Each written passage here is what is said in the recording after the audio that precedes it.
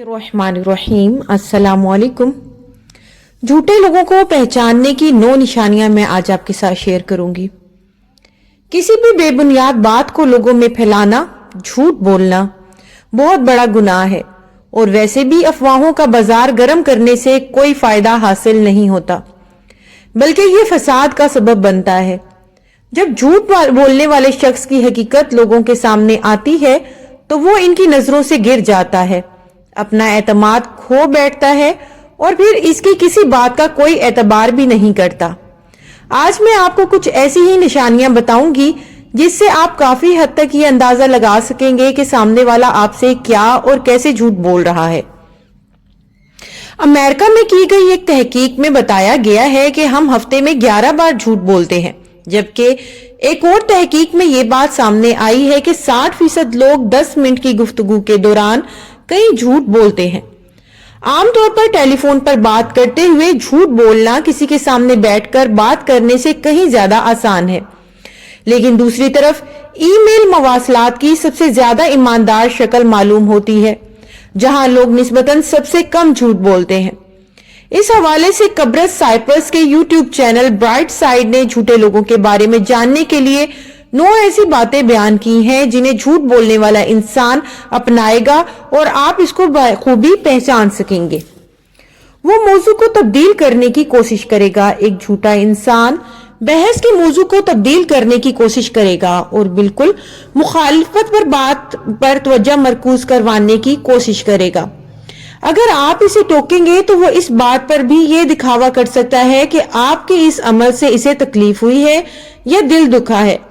इसे खारजी खलफशार कहा जाता है। इसके बाद आएगा झूठा शख्स मुंह पर आपकी तारीफ भी करेगा। जी हाँ, चापलूसी करना हेरा फेरी का एक तरीका है जिस पर बहुत से लोग अपनी पेशा और जाती जिंदगी में भरपूर तरीके से अमल करते हैं।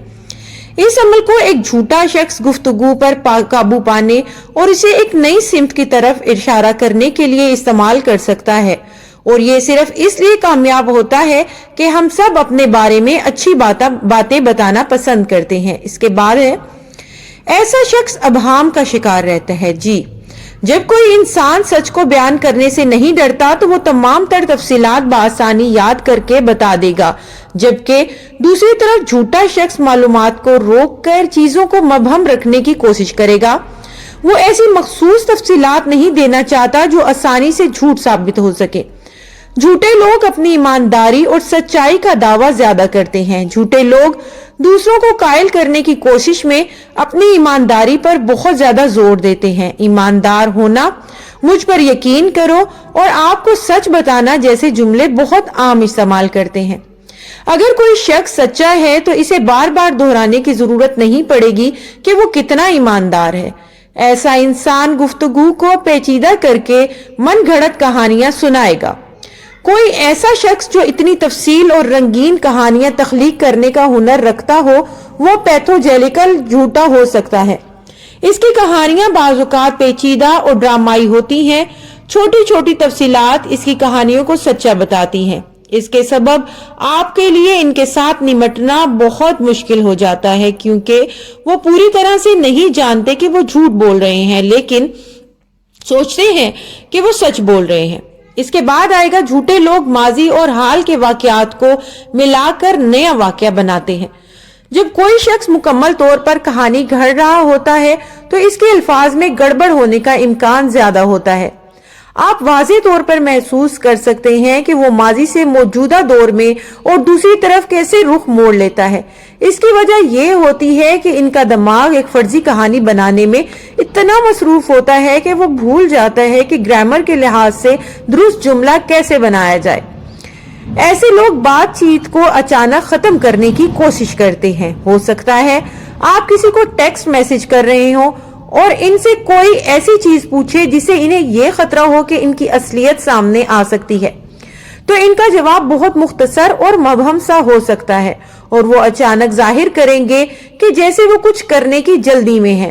वो गुफ्तगू को वहीं खत्म कर देंगे और आपके सवाल का जवाब नहीं देंगे। इसके बाद आ जाता है झूठे लोग वाज़ेह बात नहीं करते। बाज़-औक़ात झूठ बोलने वाले लोग अपना एहतसाब नहीं कर सकते, اس لیے وہ آپ کی بات کا واضح اور تفصیلی جواب نہیں دیتے۔ مثال کے طور پر اگر آپ کا باس اکثر ہم کی اصطلاحات استعمال کر رہا ہے تو وہ شاید خود کو اپنی ذمہ داریوں سے دور کرنے کی کوشش کر رہا ہے۔